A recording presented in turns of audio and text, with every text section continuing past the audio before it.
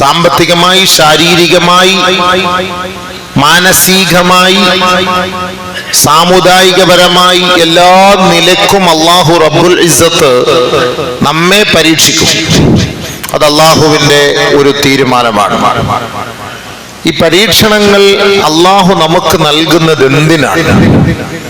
നമ്മളത് മനസ്സിലാക്കണം. ഇസ്ലാമിന്റെ ഓരോ നിയമങ്ങളും എന്തിനാണ് എന്ന് നമ്മളെ പഠിപ്പിക്കുന്നുണ്ട്. പക്ഷേ അത് വേണ്ടതുപോലെ നമ്മൾ പഠിക്കാൻ തയ്യാറാകാത്തത് കൊണ്ടാണ് നമ്മളൊക്കെ തിരിഞ്ഞു നിന്ന് അള്ളാഹുവിനെയും ഇസ്ലാമിനെയും കൊഞ്ഞണം കുത്തുന്നത്, കുറ്റം പറയുന്നത്.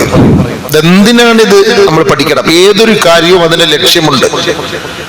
വെറുതെ കുറെ സൃഷ്ടികളെ അല്ലാഹു തആല ലോകത്ത് സമ്മാനിച്ചിട്ട് അവരെ കൊല്ലുക, അവരെ കുത്തിക്കീറുക, അവരെ ബോംബിന് അടിമകളാക്കുക, അവരെ പട്ടിണിക്കിടുക, അവരെ ദാരിദ്ര്യത്തിലിടുക, ഇതാണോ അല്ലാഹു റബ്ബുൽ ഇസ്സത്തിന്റെ തീരുമാനം?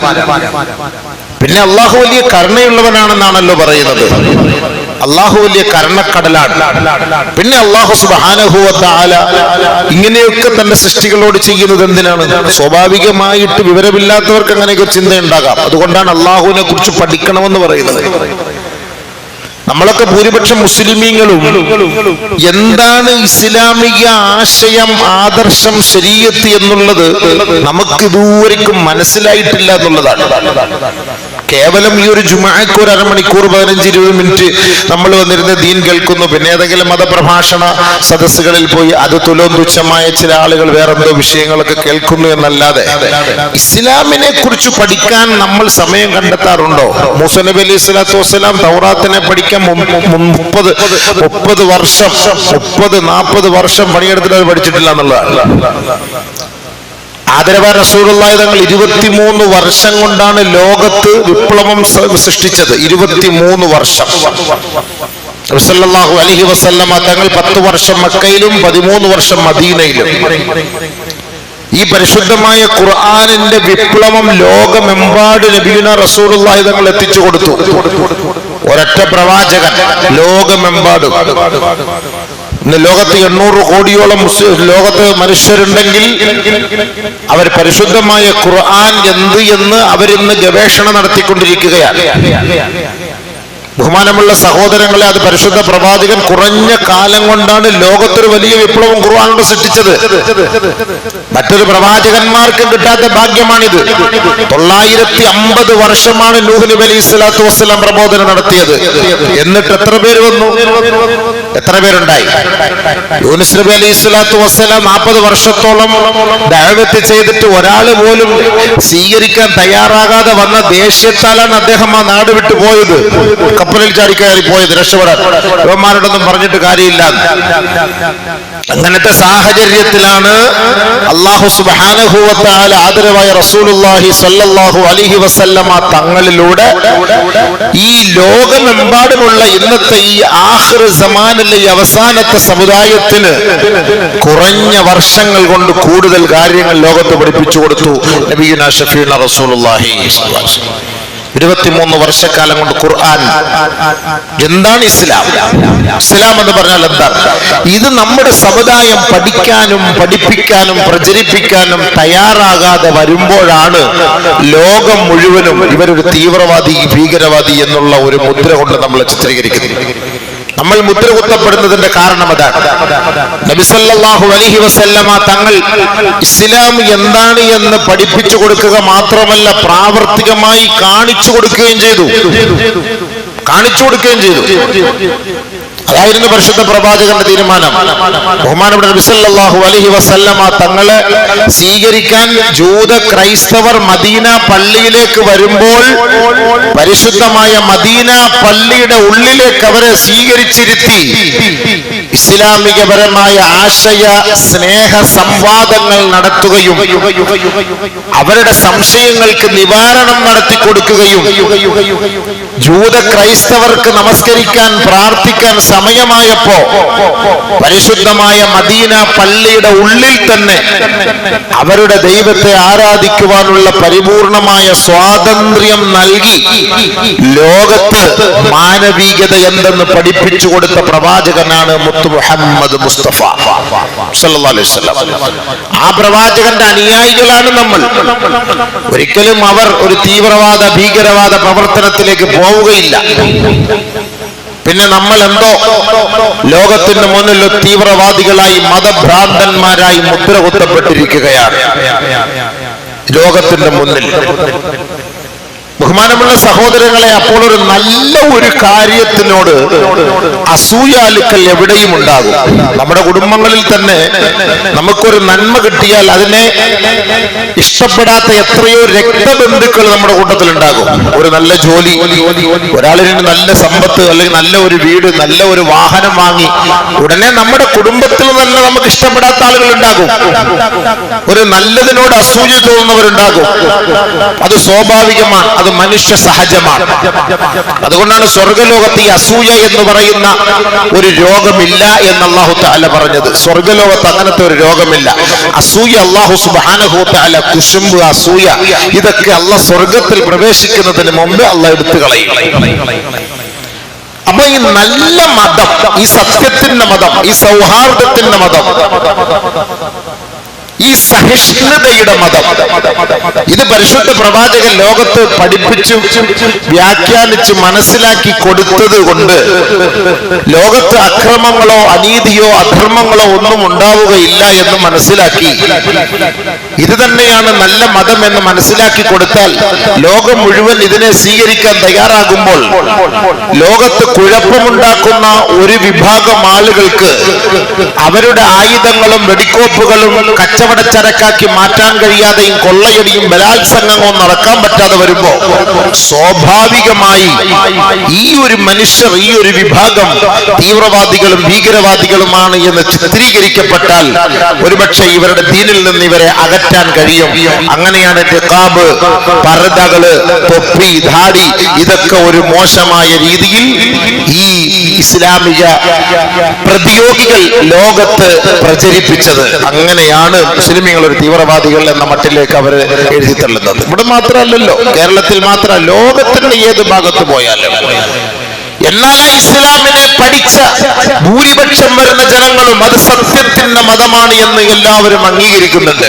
അതുകൊണ്ടാണല്ലോ ഫലസ്തീനിലെ മക്കൾക്ക് വേണ്ടി ലോകത്ത് 80% ആളുകൾ രംഗത്തേക്ക് വരുന്നത്. എന്താ ഇസ്രായേലിനെ സപ്പോർട്ട് ചെയ്തിട്ട് ലോകത്തുള്ള സാധാരണക്കാരൻ വരാത്തത്? എന്താ? ഈ പാവപ്പെട്ട ഫലസ്തീനിലെ മക്കൾക്ക് വേണ്ടി 80% ലോകത്തുള്ള ജനങ്ങൾ, അമേരിക്കയിൽ പോലും ഇസ്രായേലിൽ പോലും ഇസ്ലാമിന്റെ വിരോധികളുള്ള നാട്ടിൽ പോലും നമ്മൾ ചിന്തിച്ചു നോക്കി എന്തുകൊണ്ടാണ്? അപ്പോൾ സത്യം എന്തെന്ന് എല്ലാവർക്കും അറിയാം, സത്യം എന്തെന്നറിയാം. പക്ഷേ ജൂതന്മാരുടെയും യഹൂദി നസ്രാനികളുടെ ലക്ഷ്യം എന്താണ്? ഖുർആൻ പറഞ്ഞ വാക്കാണ്, വലൻ തറള അൻകൽ യഹൂദു വന്നസാറ ഹത്താ തത്തബിഅ മില്ലതഹും. ഖുർആൻ പറഞ്ഞ വാക്കാണ്, സൂറത്തുൽ ബഖറ. വലൻ തറള അൻകൽ യഹൂദു വന്നസാറ. ഒരിക്കലും യഹൂദികളോ നസ്രാനികളോ തൃപ്തിപ്പെടുകയില്ല പ്രവാചകരെ. ഹത്താ തത്തബിഅ മില്ലതഹും. അവരുടെ മതത്തെ നിങ്ങൾ പിൻപറ്റുന്നത് വരെ ഒരിക്കലും നിങ്ങളെ അവർ അംഗീകരിക്കൂല. ഉണ്ടോ? ഇതാണ് ലക്ഷ്യം, യഥാർത്ഥ ലക്ഷ്യം ഇതാണ്. ഒരിക്കലും ഇസ്ലാമിനെ അവർ അംഗീകരിക്കൂല. വലൻ തറള അൻകൽ യഹൂദു വന്നസാറ. ഖുർആൻ പറഞ്ഞ വാക്കാണ്. യഹൂദു നസ്രാൻ എന്നൊക്കെ അല്ലാഹ് പറഞ്ഞ വാക്കാണ്. നമ്മളൊരു പക്ഷേ നമ്മുടെ പ്രഭാഷണത്തിലൂടെ യഹൂദി നസ്രാനികൾ എന്ന് പറയുമ്പോൾ മൊത്തത്തിൽ ഇദ്ദേഹം ഒരുപക്ഷെ ഈ ലോകത്തുള്ള എല്ലാ ക്രിസ്ത്യാനികളെയും കുറ്റം പറയുന്നു, അല്ലെങ്കിൽ ജൂതന്മാരെ കുറ്റം പറയുന്നത് തോന്നിയേക്കാം. ഒരിക്കലുമില്ല. നമ്മൾ ആരെയും കുറ്റം പറയാൻ നമ്മൾ വിധിക്കപ്പെട്ടവരല്ല. നമ്മൾ ആരെയും കുറ്റം പറയില്ല. കുറ്റം ചെയ്യുന്നവനെ പോലും നീ കുറ്റക്കാരനാന്ന് നമ്മൾ പറയില്ല. നീ ആ കുറ്റത്തിൽ നിന്ന് പിന്തിരിയണമെന്നാണ് പറയുക. നമ്മളത് മനസ്സിലാക്കണം. പക്ഷെ ഖുർആൻ പറഞ്ഞ വാക്ക് നമ്മൾ അങ്ങനെ അല്ലാഹ് ഉപയോഗിച്ച വാക്കല്ലേ.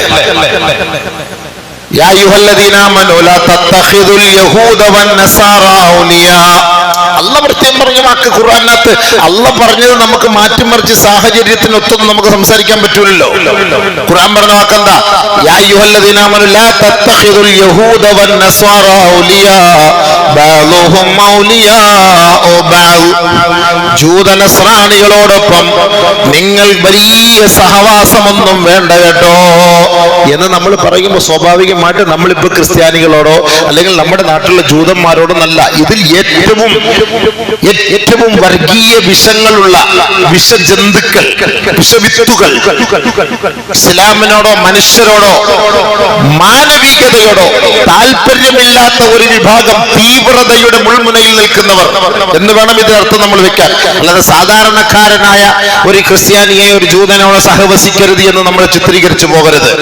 അങ്ങനെയല്ല ഇതിന്റെ അർത്ഥം. അങ്ങനെ മനസ്സിലാക്കാൻ പാടില്ല. അങ്ങനെയാണ് ഒരു ക്രിസ്ത്യാനിയെ നമുക്ക് കണ്ടാലോ അവന് കൈ കൊടുക്കാനോ അല്ലെങ്കിൽ അവന്റെ ക്ഷണം സ്വീകരിക്കാനോ ഒന്നും പറ്റാതെ വരും. അങ്ങനെയല്ല പറഞ്ഞു വന്നതിന്റെ ആശയം.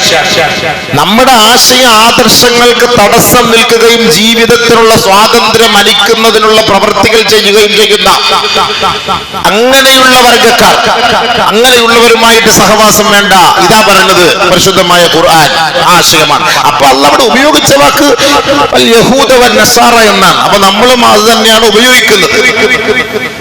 നമ്മളും അങ്ങനെ തന്നെയാണ് ഉപയോഗിക്കുന്നത്. അപ്പൊ മുസ്ലിമീങ്ങൾ എന്ന് പറയുമ്പോൾ ലോകത്തുള്ള സകലമാന മുസ്ലിമീങ്ങളിലും അഹ്ലു സുന്നത്തി വൽ ജമാഅത്ത് ശരീഅത്തിനെ അംഗീകരിക്കുന്ന മുസ്ലിമീങ്ങൾ നന്നേ കുറവാണ്.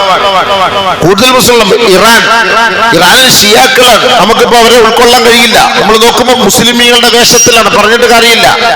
പക്ഷെ നമ്മളവരെ കുഫാറുകൾ കാഫിരീങ്ങളാണ് നമുക്ക് വിധി എഴുതാൻ നമുക്ക് കഴിയില്ല. പക്ഷെ ഇസ്ലാമിക ശരീഅത്തിനോട് യോജിപ്പില്ലാത്തവർ അബൂബക്കർ സിദ്ദീഖ്, ഉമർ റളിയല്ലാഹു അൻഹുവിനെ, ഉസ്മാനുൽ ഖനി റളിയല്ലാഹു അൻഹു അംഗീകരിക്കാത്തവരാണ്. ഇവരെ നമ്മൾ മുസ്ലിമീങ്ങൾ നമുക്ക് പറയാൻ പറ്റുമോ? ഇസ്ലാമിക ശരീഅത്തനുസരിച്ച് നമുക്ക് ഉൾക്കൊള്ളാൻ പറ്റൂല. അതാണ് ഷിയാക്കളുടെ വാദം. ഒന്നാമത്തെ ഖലീഫയായിട്ട് പറയേണ്ടത് അലി റളിയല്ലാഹു തആല അൻഹുവാണ്.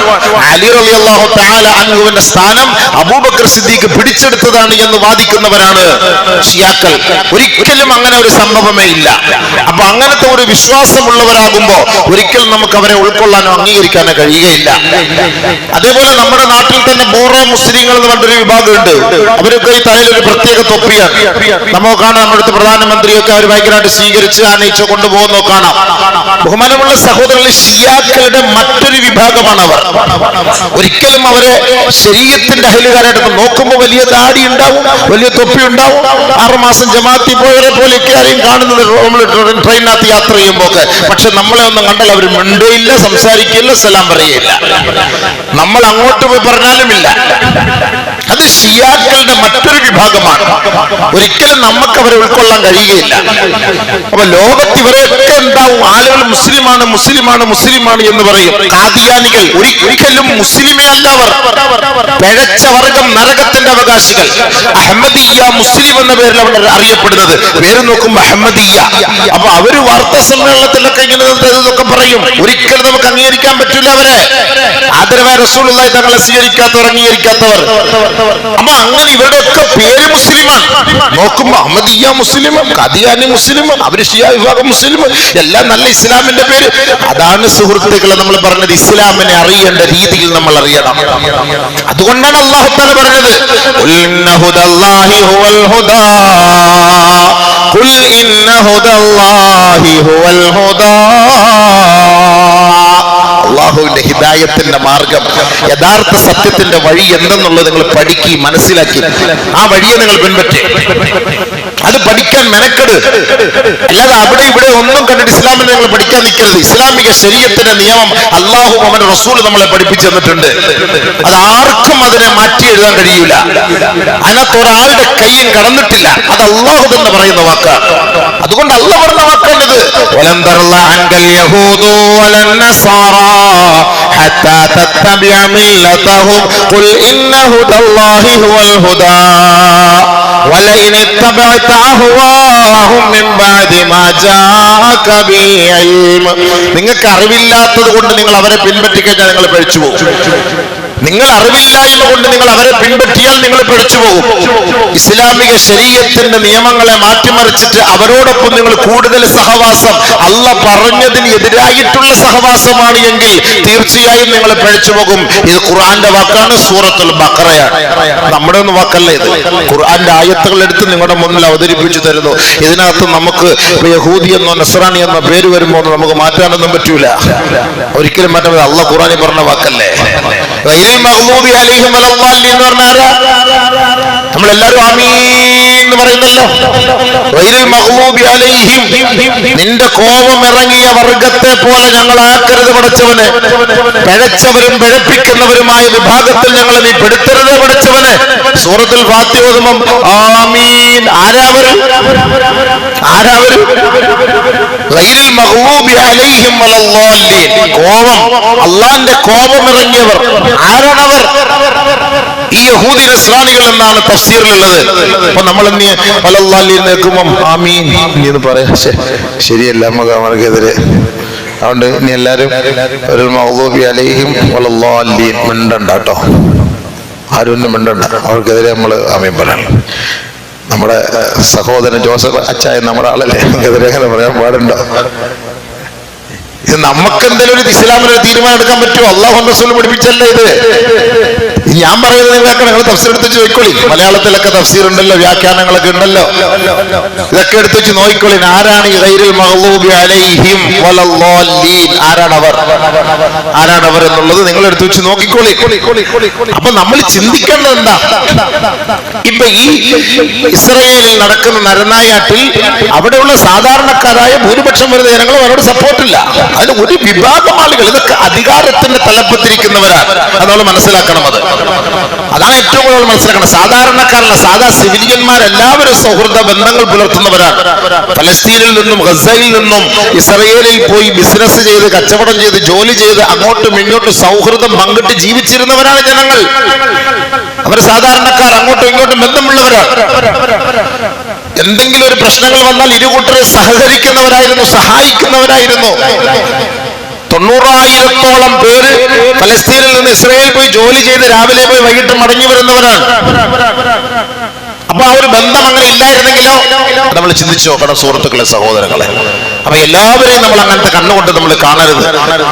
അപ്പൊ അല്ലാഹു സുബ്ഹാനഹു വ തആല പരിശുദ്ധമായ ഖുർആനിലൂടെ പറയുമ്പോൾ നമ്മൾ ചിത്രീകരിക്കേണ്ടത് അങ്ങനെയാണ്. അല്ല നമ്മളിപ്പോ ഒരു പക്ഷെ ഇങ്ങനെ പറയുമ്പോ, പ്രഭാഷണത്തിലൂടെ ഞാനിപ്പോ പറയുമ്പോ ജൂതൻ നസ്രാനി എന്നൊക്കെ അങ്ങനെ പറയും, അത് ഖുർആനിനകത്തുള്ള വാക്കുകൾ വെച്ചിട്ട് പറയുന്നുണ്ട്. അപ്പൊ നമ്മൾ അങ്ങനെ മൊത്തത്തിൽ അങ്ങനെ ഒരു നല്ലവരായ മനുഷ്യരെ കുറിച്ച് എന്നുള്ള ഒരു ചിന്ത നമ്മുടെ ഭാഗത്തു നിന്ന് ഉണ്ടാകാൻ പാടില്ല. അതാണ് നമ്മൾ പറഞ്ഞതിന്റെ. അത് പരിശുദ്ധ ഖുർആന്റെ വീക്ഷണത്തിലാണ് ഞങ്ങളുടെ മുന്നിൽ ഇത് പറയുന്നത്. അല്ലാഹു തആല മനസ്സിലാക്കാൻ നമുക്ക് തൗഫീഖ് തരട്ടെ. അപ്പൊ അതുകൊണ്ട് ഞാൻ പറയുന്നത്, അല്ലാഹു സുബ്ഹാനഹു വ തആല പരീക്ഷണങ്ങൾ നമുക്ക് തരുമ്പോ അത് എങ്ങനെ നമ്മൾ നേരിടണം? എന്തിനാണ് ഈ പരീക്ഷണങ്ങൾ അല്ലാഹു നൽകുന്നത്? എല്ലാവർക്കും അല്ലാഹു തആല പരീക്ഷണം നൽകിയിട്ടുണ്ട്. നബിയുനാ റസൂലുള്ളാഹി തങ്ങളോട് ചോദിച്ചിട്ടുണ്ട്, അയ്യുന്നാസി അശദ്ദു ബലാഅൻ യാ റസൂലല്ലാഹ്, നബിയേ ഏറ്റവും കൂടുതൽ പരീക്ഷണങ്ങൾ ആർക്കാണ് ഹബീബേ? ഏറ്റവും വലിയ മുസീബത്തുകൾ ആർക്കായിരുന്നു നബിയേ? ഖാല റസൂലുള്ളാഹി സ്വല്ലല്ലാഹു അലൈഹി വസല്ലം, അല്ലാഹുവിന്റെ റസൂൽ പറഞ്ഞു, അൽ അംബിയാ. ലോകത്തെ ഏറ്റവും വലിയ പരീക്ഷണം അമ്പിയാക്കൾക്കായിരുന്നു, പ്രവാചകന്മാർക്കായിരുന്നു. അവരനുഭവിച്ചതുപോലുള്ള ത്യാഗം ഇന്നത്തെ ഫലസ്തീന്റെ മക്കൾ അനുഭവിക്കുന്നില്ല. അവരനുഭവിച്ചതുപോലുള്ള ത്യാഗം സാധാരണക്കാരായ നമ്മളൊന്നും അനുഭവിച്ചിട്ടില്ല. ഒരുപാട് പ്രവാചകന്മാരെ വേദനിപ്പിച്ചവരാണ്, കീറിമുറിച്ചവരാണ്, 2 കഷണമാക്കി മാറ്റിയവരാ. അതുകൊണ്ട് അല്ലാഹുവിന്റെ റസൂലിനോട് പ്രവാചകന്മാരെ കുറിച്ച് ചോദിച്ചപ്പോ പറഞ്ഞത്, ഏറ്റവും കൂടുതൽ ലോകത്ത് പരീക്ഷണത്തിന് വിധേയരായവർ അൽ അംബിയാ, അമ്പിയാക്കളാണ്, പ്രവാചകന്മാരാണ്. അവരപ്പൊ നമ്മളൊക്കെ കരുതും, പ്രവാചകനാണല്ലോ, അള്ളാഹ് ഇത്രയും സുഖവും പ്രവാചകത്വവും നൽകി, നബുവത്ത് നൽകി, എല്ലാ സുഖസൗകര്യങ്ങളും നൽകപ്പെട്ട വ്യക്തിയാണ് എന്ന് ധരിക്കണ്ട. അള്ളാഹു സ്വർഗത്തിൽ ഉന്നതമായ പദവികൾ നൽകും, അത് ഉറപ്പാണ്. അവർക്ക് സ്വർഗത്തിൽ ഉയർന്ന ദർജയാണ്, യാതൊരു സംശയമില്ല. പക്ഷെ അതുകൊണ്ട് ദുനിയാവിൽ അവർക്ക് പരീക്ഷണങ്ങൾ നേരിടാതിരിക്കുകയില്ല. നമ്മളൊക്കെ എന്താ വിചാരിച്ച, നമ്മളൊക്കെ മുസ്ലിങ്ങളായിരുന്നിട്ട് നമ്മൾ ദുആ ചെയ്തിട്ട് അള്ളാഹ് സ്വീകരിക്കുന്നില്ല, അല്ലെങ്കിൽ നമ്മൾ ഇത്രയും നോമ്പെടുക്കുന്നു, ഇത്രയും ഖുർആൻ ഓതി, ഇത്ര ഖത്ത് ഓതി, 2 കോടി സ്വലാത്ത് ചൊല്ലി, എന്നിട്ടൊന്നും. ഇപ്പൊ പ്രവാചകന്മാരുടെ അവസ്ഥയോ? ഇപ്പൊ പ്രവാചകന്മാരുടെ അവസ്ഥ എന്താ? ഇപ്പൊ പ്രവാചകന്മാരുടെ കാര്യം എന്താ? അതെന്താ ഇപ്പൊ ചിന്തിക്കാത്തത്? പ്രവാചകന്മാർ പോയി കണക്ഷൻ. അതുകൊണ്ട് അല്ലാഹു തആല ഖുർആനിൽ പറഞ്ഞു, ഈ മുസീബത്തുകൾ അല്ലാഹു നൽകിയത് ഒന്ന് സബ്റിനെ പരീക്ഷിക്കാനാണ്, ക്ഷമയെ പരീക്ഷിക്കാനാണ് അല്ലാഹു ഈ മുസീബത്ത് തരുന്നത്. നല്ലപോലെ ശ്രദ്ധിക്കണേ, ക്ഷമയെ പരീക്ഷിക്കാനാണ്. ഈ ഒരു സാധനമാണ് നമുക്കില്ലാത്തത്. ഈ മുസീബത്ത് അയ്യൂബ് നബി അലൈഹി സ്വലാത്തു വസ്സലാമിന് അല്ലാഹു തആല ശരീരമാസകലം രോഗം നൽകിയിട്ട് അയ്യൂബ് നബി അലൈഹി സ്വലാത്തു വസ്സലാം ഒരിക്കൽ പോലും പറഞ്ഞിട്ടില്ല, അല്ലാ എന്റെ രോഗമൊന്നു നീ മാറ്റിത്താ പടച്ചവനെ, നിന്റെ ഒരു പ്രവാചകനാണല്ലോ ഞാൻ, നീ എത്ര ക്രൂരനാണല്ലാ, എന്നെ ഇത്രത്തോളം വേദനിപ്പിക്കേണ്ട ആവശ്യം നിനക്കുണ്ടോ റബ്ബേ എന്ന് ചിന്തിച്ചിട്ട് പോലുമില്ല. നമുക്ക് ഇച്ചിരി കൊറോണ വന്നപ്പോൾ ഒടുക്കത്തെ ഒരു കൊറോണ വന്ന് എല്ലാം പോയി, കലവും പോയി, കച്ചവടവും പോയി, നല്ലതാണ്. ഒടുക്കത്തെ ഒരു രോഗം വന്ന്, ഒടുക്കത്തെ ഒരു മുസീബത്ത്, ഒരു ചുമ പിടിച്ചിട്ട് 6 മാസം കൊണ്ട് ഇനി കയറിയിറങ്ങാൻ ഒരു ഹോസ്പിറ്റലില്ല. ഒടുക്കത്തെ ചുമ, തിന്നുന്നുണ്ട് ചുമ വന്നാലും, കുടിക്കുന്നുണ്ട് ചുമ വന്നാലും, വാട്സപ്പിൽ കളിക്കുന്നുണ്ട് ചുമ വന്നാലും, കറങ്ങാൻ പോകുന്നുണ്ട് ചുമ വന്നാലും, 5-6 പ്രാവശ്യം കൊണ്ട് വെക്കുന്നതാണ് അദ്ദേഹത്തിന് പറ്റാത്തത്. ഉടനെ അള്ളാഹയോട് പരാതിയായി. ഒരു മുസീബത്താ. അപ്പൊ ഉടനെ നമ്മളെ വിഷയം നമുക്ക് അള്ളാഹോട് പരാതി. അയ്യൂബ് നബി അലൈഹി സ്വലാത്തു വസ്സലാമിന്റെ വ്രണം ശരീരമാസകലം വ്രണമാണ്, മൊത്തത്തിൽ പുഴുവരിക്കുന്നു. അല്ലാ നീ എത്ര കാരുണ്യമുള്ളവനാണ്, കാരുണ്യവാനാണ് പടച്ച റബ്ബേ. അവസാനം കയറി ഹാർട്ടിൽ പിടിച്ചു, കൽബിൽ കയറി പിടിച്ചപ്പോഴാണ് അല്ലാഹുവേ ഇന്നി മസ്സനിയദ്ദുർറു വഅൻത അർഹമുർ റഹീമീൻ. കൽബിൽ കയറി പിടിച്ചപ്പോ അല്ലാഹുവുമായുള്ള കണക്ഷൻ നിന്നു പോകുമെന്ന് മനസ്സിലാക്കിയ അയ്യൂബ് നബി അലൈഹിസ്സലാത്തു വസ്സലാം പറഞ്ഞു, അല്ലാ എനിക്ക് ഇപ്പോഴാണ് രോഗം പിടിപെട്ടത് പടച്ചവനെ, നീ കരുണയുള്ളവനാണ് നാഥാ. 80 വർഷം മക്കളില്ലാതിരുന്ന ഇബ്രാഹിം നബി നിരാശപ്പെട്ടില്ല. 80 വർഷത്തോളം നരച്ചുപോയ ബഹുമാനപ്പെട്ട സക്കരിയ നബി മക്കളില്ലാതെ കഷ്ടപ്പെട്ടപ്പോ സക്കരിയ നബി പോലും അല്ലാഹുവിനോട് നിരാശയുടെ ഒരു വാക്ക് പറഞ്ഞില്ല. ബഹുമാനപ്പെട്ട സക്കരിയ നബി പോലും പറഞ്ഞത്, അല്ലാ എനിക്ക് വയസ്സെത്രയായി, ഞാനാകെ നരച്ചുപോയി, എന്റെ ശരീരമാകെ ശോഷിച്ചുപോയി, ഞാൻ ബലഹീനനായി, എന്റെ ഭാര്യയും അന്ത്യയാണ്, പ്രസവിക്കാത്തവളാണ്. ഞാൻ എന്റെ ദുആ നിന്നോടുള്ളത് ഞാൻ നിർത്തൂല റബ്ബേ, നിർത്തൂല എന്ന് പറഞ്ഞാൽ എനിക്ക് നിന്നോടൊരു നിരാശയുമില്ല അല്ലാ. ഇതായിരുന്നു പ്രവാചകന്മാര്.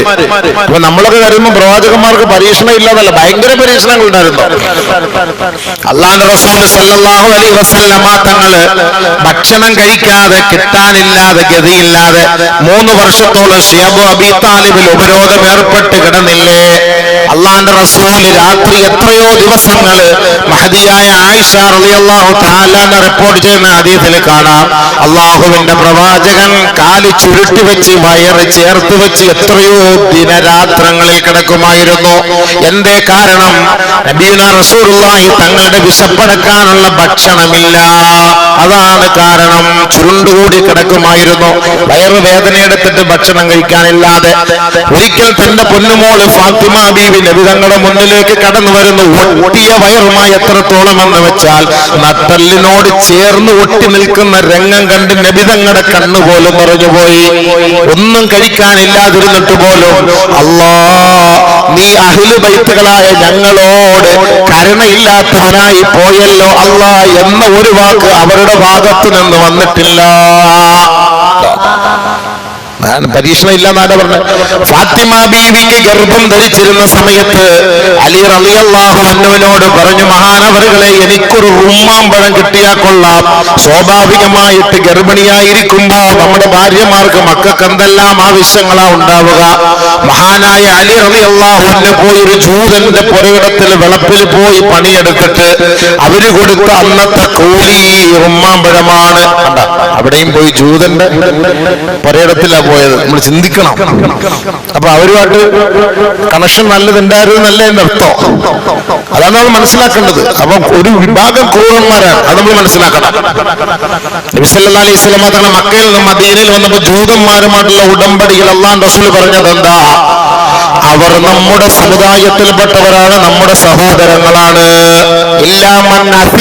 ക്രിമിനൽ വാദികൾ ഒഴികെ നബി പറഞ്ഞ വാക്കതാണ്. ക്രിമിനൽ കുറ്റം ചെയ്യുന്നവനൊഴികെ അവർ നമ്മുടെ സുഹൃത്തുക്കളാണ്. അവർ പറഞ്ഞ വാക്കതാണ്. ക്രിമിനൽ കുറ്റം ചെയ്താൽ അവന് ഞങ്ങൾ കൈകാര്യം ചെയ്യും. അതാണ് പറഞ്ഞു വന്നതിന്റെ ആശയം. അല്ല എല്ലാവരും ജൂതന്മാരെ മൊത്തത്തിൽ അങ്ങനെ ആക്ഷേപിക്കല്ല, നസ്രാനികളെ മൊത്തത്തിൽ അങ്ങനെ ആക്ഷേപിക്കല്ല. ലോകത്ത് ഏറ്റവും കൂടുതൽ ജൂതന്മാരെ കൊന്നൊടുക്കിയത് നസ്രാനികളാ, മുസ്ലിങ്ങളൊന്നുമല്ല. മുസ്ലിങ്ങളല്ല, പല രാഷ്ട്രങ്ങളും പിടിച്ചടക്കിയത് നസ്രാനികളാ, മുസ്ലിങ്ങളുമല്ല. ചരിത്രം പഠിക്കും. നിങ്ങളൊക്കെ ഇപ്പൊ എല്ലാ വിദ്യാഭ്യാസ വിചക്ഷണരാണല്ലോ, വിദ്യാസമ്പന്നരാണല്ലോ. ഇപ്പം വിരലൊന്ന് അമർത്തിയാൽ മതി, മൊത്തത്തിൽ ചരിത്രം പഠിക്കുക. നമ്മളെ തീവ്രവാദി, ഭീകരവാദി, നമ്മുടെ കാക്കാമാർക്ക് ഇറച്ചി മീനും വിൽക്കാൻ മാത്രം അറിയുമെന്ന് പഠിക്കും. മക്കളെങ്കിലും ഇനിയെങ്കിലും ഒന്ന് പഠിപ്പിക്കും. പഠിച്ചു വളർന്നത് തലതിരിഞ്ഞാ വരുന്നത്. അതാ രസം. യഥാർത്ഥത്തിലുള്ള നല്ല രീതിയിലല്ല പഠിക്കുന്നത്. വരുന്ന സാധനമൊക്കെ പഠിച്ചു വരുമ്പോൾ തൊപ്പി ഇട്ടുകൊണ്ട് പഠിക്കാൻ പോകുന്നത് തൊപ്പി വേണ്ടെന്ന് പറയും. ദാടി വെച്ചുകൊണ്ട് പഠിക്കാൻ പോകുന്നത് ദാടി വേണ്ടാന്ന് പഠിച്ചു വരികയാണ്. നിഖാബ് ഇട്ടുകൊണ്ട് പഠിച്ചുകൊണ്ട് പോകുന്നതുകൊണ്ട് അത് വേണ്ടാന്നും പറഞ്ഞിട്ട് ആ കുളത്തിലാണ് പഠിത്തം വരുന്നത്. പിന്നെ അങ്ങനെ സംഭവം ഹലാലായ രീതിയിൽ പഠിപ്പിക്കും. ഇസ്ലാമിന്റെ യഥാർത്ഥ ശൈലി പഠിപ്പിക്കും. ലോകത്തിന്റെ അവസ്ഥ മനസ്സിലാക്കി കൊടുക്കും.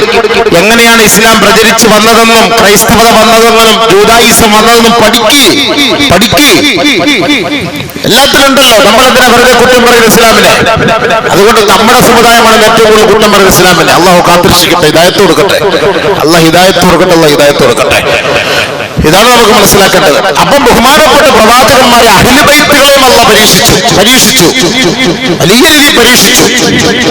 ഖുർആൻ പറഞ്ഞ വാക്കാണ്, അംഹസിബതും അൻ തദ്ഖുലുൽ ജന്ന വലമ്മാ യാതികും മസലുൽ ലദീന ഖലൗ മിൻ ഖബലികും മസ്സതുഹുൽ ബഅസാ വദ്ദറാ വസുൽസിലൂ ഹത്താ യഖൂലർ റസൂൽ വല്ലദീന ആമനൂ മഅഹു മതാ നസ്റുല്ലാഹ് അലാ ഇന്ന നസ്റല്ലാഹി ഖരീബ്. പരീക്ഷണങ്ങൾ ബഹുമാനപ്പെട്ട പ്രവാചകന്മാർക്കും അഹ്ലു ബൈത്തുകൾക്കും ഒക്കെ ഉണ്ടായിട്ടുണ്ട്. മഹദിയായ ഫാത്തിമ റളിയല്ലാഹു തആല അൻഹാ ബഹുമാനപ്പെട്ട അലിയാർ തങ്ങളോട് പറഞ്ഞപ്പോൾ അലി റളിയല്ലാഹു അൻഹു റുമ്മാൻ പഴവുമായി കടന്നു വരുന്ന സമയത്ത് ഒരു പാവപ്പെട്ട ഒരു 2-3 കുഞ്ഞുങ്ങളെ ഒക്കത്ത് വെച്ചിട്ട് ഈ റുമ്മാൻ പഴം കണ്ടപ്പോ കുഞ്ഞുങ്ങൾ കരയുന്നത് കണ്ട് അടുത്തേക്ക് വന്നിട്ട് പറഞ്ഞു, എന്റെ മക്കള് പട്ടിണി കിടക്കുകയാണ്, വിശന്ന് വയറൊട്ടി കിടക്കുകയാണ്, കുടിക്കാനും കഴിക്കാനും ഒന്നുമില്ല. പെട്ടെന്ന് അലി റളിയല്ലാഹുവിന്റെ മനോമുഖരത്തിൽ തെളിഞ്ഞു വന്നു, അഹ്ലു ബൈത്തായ എന്റെ ഭാര്യ, അല്ലാഹുവേ എന്റെ ഭാര്യ അവൾ ഗർഭിണിയായിരിക്കുന്ന സമയത്ത് അവളുടെ ഒരു ആഗ്രഹമായിരുന്നു, പടച്ചവനെ അതിനേക്കാളും വലിയ ഒരു ഉത്തരവാദിത്തമാണ് എന്റെ മുന്നിൽ വന്നത്. വലത്തോട്ടും ഇടത്തോട്ടും നോക്കാതെ മഹാനായ അലി റളിയല്ലാഹു അൻഹു റുമ്മാൻ പഴം അവർക്ക് സമ്മാനിച്ചു. വെറും കൈയോടെ മടങ്ങി വരുന്ന അലിയാർ തങ്ങളെ കണ്ടിട്ട് ഫാത്തിമ ബീവിക്ക് വിഷമമില്ല, പ്രയാസമില്ല, ദുഃഖമില്ല. അലി റളിയല്ലാഹു തആല അൻഹു കാര്യം പറഞ്ഞു, ഇങ്ങനെയാണ് സംഭവിച്ചത് ഫാത്തിമ. ഉടനെ അലി റളിയല്ലാഹു തആല അൻഹുവിനോട് ഫാത്തിമ ബീവി പറഞ്ഞു, എനിക്ക് ഏറ്റവും കൂടുതൽ സന്തോഷകരമായ ഒരു ദിവസം ഇന്നാണ് മഹാനായ അലിയേ. എനിക്ക് ഏറ്റവും കൂടുതൽ ഇന്നത്തെ ദിവസമാണ് സന്തോഷം. ഞാൻ തിന്നതല്ല, ഞാൻ കഴിച്ചതല്ല, എനിക്ക് വിഷയമില്ല. ആ കുഞ്ഞു മക്കൾ കഴിച്ചു, എനിക്ക് കൊണ്ടുവന്ന് നിങ്ങൾ കൊടുക്കാതെ ഇങ്ങോട്ട് കൊണ്ടുവന്നിരുന്നെങ്കിൽ എനിക്ക് ഏറ്റവും വലിയ ദുഃഖം എന്നായിരുന്നു. എനിക്ക് ഏറ്റവും വലിയ സന്തോഷമായി. കണ്ണു നിറഞ്ഞ സന്തോഷമായി. അതാണ് ഒരു ഭാര്യ എന്ന് പറഞ്ഞാൽ. അങ്ങനെയായിരുന്നു ബഹുമാനപ്പെട്ട അഹ്ലു ബൈത്തിനെ അല്ലാഹു തആല പരീക്ഷിച്ചത്. അവൻ പരീക്ഷ കൊണ്ടാകാതിരിക്കുമോ? തീർച്ചയുണ്ടാകും. അയ്യുന്നാസി അശദ്ദു ബലാ അൽ അംബിയാഉ സുമ്മൽ അംസലു ഫൽ അംസലു.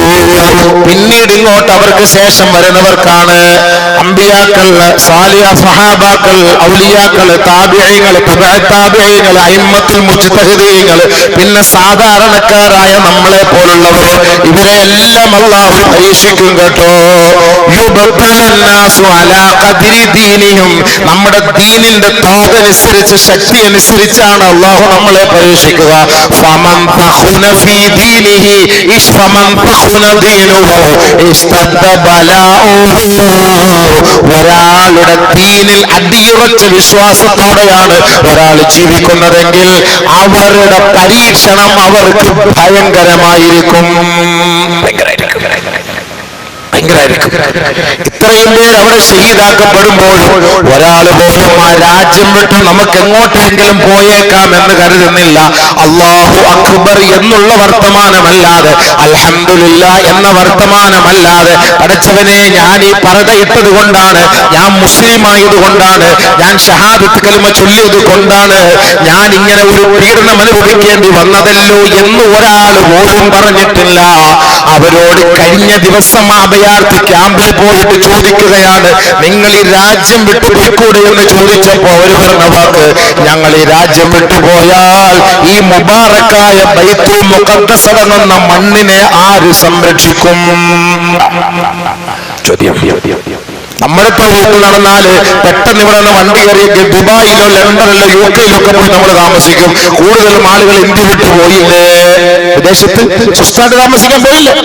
10,000-കണക്കിന് സമ്പന്നന്മാർ ഇന്ത്യ വിട്ടുപോയി. ഇപ്പൊ വേറെ പാസ്പോർട്ടാ. ഇപ്പൊ നമ്മുടെ മക്കളെ UK-യിൽ പഠിപ്പിക്കാൻ വേണ്ടി കുറച്ചാൾ കഴിയുമ്പോൾ മക്കൾ അവിടെ ജോലിയായി സിറ്റിസൺഷിപ്പ് എടുത്ത് പിന്നെ വാപ്പായും ഉമ്മായും എല്ലാം അങ്ങോട്ട് കൊണ്ടുപോകും. എല്ലാം അങ്ങോട്ട് കൊണ്ടുപോകും. മണക്കാട്ടിൽ നിന്ന് എല്ലാവരും അവിടെ പോയി നമുക്ക് അവിടെ ഒരു ജമാഅത്താക്കാം. ഇനി അവിടെ ലണ്ടനിൽ മണക്കാട് വലിയ വലിയ എല്ലാം അങ്ങനെ ഓരോരുത്തർ പോകണം. ഓരോ ഭാഗത്തും എല്ലാവരും അങ്ങോട്ടേക്ക് പോവാം. ഇവിടെ നിന്ന് സ്ഥലം മാറുക. ബൈത്തുൽ മുഖദ്ദസിന്റെ പരിസരത്ത് പീഡനങ്ങൾ അനുഭവിക്കുന്ന മക്കളോട് ചോദിക്കാൻ, നിങ്ങൾക്ക് ഇവിടം വിട്ടു പോകാൻ സുരക്ഷിതമായ സ്ഥലം തരാം, ഈജിപ്തിൽ വാ, അവിടെ വാ.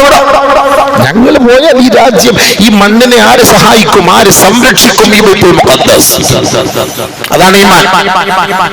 അത്രയും പരീക്ഷണം വന്നിട്ട് മരണം ഞങ്ങൾക്കൊരു വിഷമമേ അല്ല. നബിയുനാ റസൂലുള്ളാഹി സ്വല്ലല്ലാഹു അലൈഹി വസല്ലമ തങ്ങൾ പറഞ്ഞു, അതാണ് ദുനിയാവ് നിസ്സാരതയാണെന്ന് പഠിപ്പിക്കാനാണ് അല്ലാഹു പരീക്ഷണം നൽകുന്നത്. മനുഷ്യൻ നിസ്സാരനാണെന്ന് പഠിപ്പിക്കാനാണ് അല്ലാഹു പരീക്ഷണം നൽകുന്നത്. ഖുലിഖൽ ഇൻസാനു ലൈഫാ. മനുഷ്യൻ എപ്പോഴും എക്കാലത്തും അവൻ ബലഹീനനാണ് കേട്ടോ. ഖുർആൻ പറഞ്ഞ വാക്കാണ്. എപ്പോഴും ബലഹീനൻ തന്നെയാണ്. വമാ അൻതും ബിമുഅ്ജിസീന ഫിൽ അർദ്. ഭൂമിയിൽ അവനെ കൊണ്ട് ഒന്നും ചെയ്യാൻ കഴിയൂല. അവനെ കിബറും അഹന്തയും നടിച്ച് നടക്കുന്നതല്ലാതെ ആ ഭൂമിയുടെ ആധിപത്യം അവന്റെ കൈകളിലില്ല കേട്ടോ. കൈകളില്ല. നമ്മൾ വിചാരിക്കും ഇസ്രായേലുകാർ ലോകത്തെ ഏറ്റവും വലിയ ശക്തിയാണെന്ന്. രഹസ്യമായ റിപ്പോർട്ടുകൾ വരുമ്പോ ഓർക്കണേ സുഹൃത്തുക്കളെ, 2000-3000 സൈന്യന്മാരാണ് തകർന്നു പോയത്, ചത്തുപോയത്. പക്ഷെ നമ്മുടെ മുന്നിൽ 112 പേര് മാത്രം ഒരു ബർക്കത്തിന്, ഭക്ഷണത്തിന്റെ കൂടെ ബിരിയാണിയുടെ അച്ചാറ് വെക്കുന്നത് പോലെ. പക്ഷെ ബാക്കിയൊക്കെ അങ്ങ് മാറ്റി വെച്ചിരിക്കുക. അതാണ് നമ്മൾ കരുതുന്നതെല്ലാം ഇത്രയും വലിയ ശക്തിയാണോ. ഭൂമിയിൽ നിങ്ങൾ അശക്തര് തന്നെയാണ് കേട്ടോ. ഖുർആന്റെ വാക്കാണ്. ഖുർആന്റെ വാക്കാണ്. നമുക്കൊന്നും ചെയ്യാൻ പറ്റൂല. ഇന്നക്കലൻ തഹ്രികൽ അർള വലൻ തബ്ലുഗൽ ജിബാല തൂലാ. ഭൂമിയെ നിങ്ങൾ പിളർക്കാനോ കട്ടർ വെച്ച് മുറിച്ച് രണ്ടാക്കാനോ ആകാശത്തിലേക്ക് കയറി പിടിച്ചു പറ്റാനോ നിങ്ങളെ കൊണ്ട് കഴിയില്ല കേട്ടോ. ഇതൊക്കെ ആധിപത്യം അല്ലാഹുവിന്റെ കൈകളിലാണ്. നിങ്ങൾ വിചാരിക്കുക നിങ്ങളെ കൊണ്ട് പറ്റൂല. എല്ലാ രഹസ്യ സംവിധാനങ്ങളും പിടിച്ചെടുക്കുന്ന സാധനം തന്നെ തകർന്നു പോയില്ല. അപ്പൊ അതിന്റെ അർത്ഥം എന്താ? ഖുലിഖൽ ഇൻസാനു ലൈഫാ. ഭൂമിയിൽ നിങ്ങൾ അശക്തരാണ് കേട്ടോ, ബലഹീനരാണ് കേട്ടോ. ഖുർആൻ പറഞ്ഞ വാക്കാണ്. നമ്മളെ കൊണ്ട് ഒന്നും ചെയ്യാൻ പറ്റൂല. പിന്നെ മടക്ക അല്ലാഹുവിലേക്കാണ്. അപ്പൊ എന്തെങ്കിലും വിഷയം വന്നാലോ, മായുസീബുൽ മുസ്ലിമൻ മിൻ വസബിൻ വലാ നസബിൻ വലാ ഹുസ്നിൻ ഹത്തൽ ഹമ്മി യഹുമ്മഹു ഇല്ലാ കുഫിറ ബിഹി അൻ സയ്യിആതിഹി. എന്തിനാണ് പരീക്ഷണം തരുന്നത്? എന്തിനാണ് ദുഃഖം നൽകുന്നത്? എന്തിനാണ് വ്യതകളും രോദനകളും അല്ലാഹു നൽകുന്നത്? അത് ഓർത്ത് ദുഃഖിച്ച് അല്ലാഹുവിനോട് നമ്മുടെ സങ്കടം പറഞ്ഞിട്ട് നമ്മുടെ പാപങ്ങൾ പൊരുത്തപ്പെടുന്ന വഴി തേടിയെടുക്കാനാണ് ഈ പ്രയാസം അല്ലാഹു നൽകുന്നത്. എപ്പോഴും സുഖലോലുപതയുടെ മടിത്തട്ടിൽ ജീവിച്ചാൽ ഒരിക്കൽ പോലും അല്ലാഹുവിനെ നമ്മൾ ഓർക്കുകയില്ല, ചിന്തിക്കുകയില്ല. അല്ലാഹുവിന്റെ കഴിവോ അവന്റെ കാരുണ്യമോ മനസ്സിലാക്കാൻ നമ്മൾ പരിശ്രമിക്കുക. അതുകൊണ്ട് അല്ലാഹു നമുക്ക് ഈ പരീക്ഷണം നൽകുന്നത് എന്തെന്നറിയുമോ? അല്ലാഹുവേ, നിന്നിലേക്ക് കൂടുതൽ ഞങ്ങൾ അടുക്കാനാണ്. കൂടുതൽ അടുക്കണം.